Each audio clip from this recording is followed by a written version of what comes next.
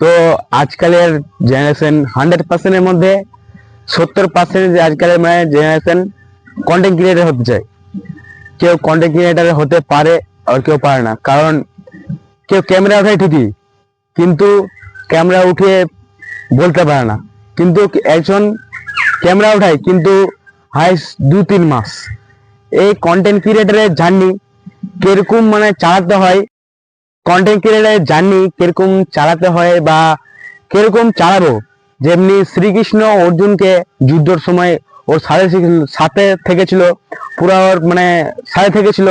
তার জন্যই আমি তোমাদেরকে নিজের ভাইয়ের মতন গাইডলাইন দিয়ে আমি তোমাদেরকে গাইডলাইন করব। কেন আমার যত ফলোয়ার্স বা যত যত ফলোয়ার্স হোক, 10 জন বা 20 জন বা 30 জন, 5 জন, যত ফলোয়ার্স হোক, তোমাদেরকে সাহায্য করব নিজের ভাইয়ের মতন। কারণ আমি জানি একটা কন্টেন্ট ক্রিয়েটরের জীবন হলো তার এই মোবাইলটার মধ্যেই মানে কন্টেন্ট ক্রিয়েটরের পুরো জীবন।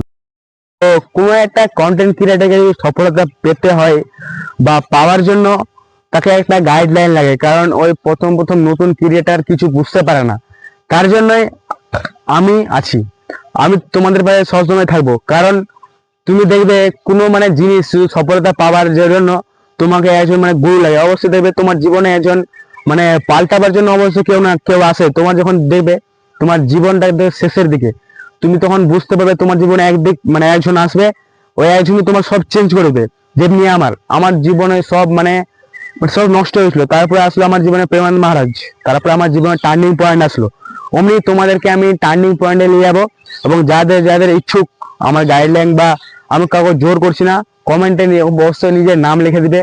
তোমরা একটা জিনিস খেয়াল করে দেখবে যে আমি এই ভিডিওটা ঘরের ভিতরে বানাতে পারতাম, এই ঘরের ভিডিও বানাইনি কেন জানো? এই নেচারটা আমাকে মানে সাহায্য করে, এই নেচারটা আমার মনকে নিজের অভিজ্ঞতার কথা মানে বলা সাহায্য করে।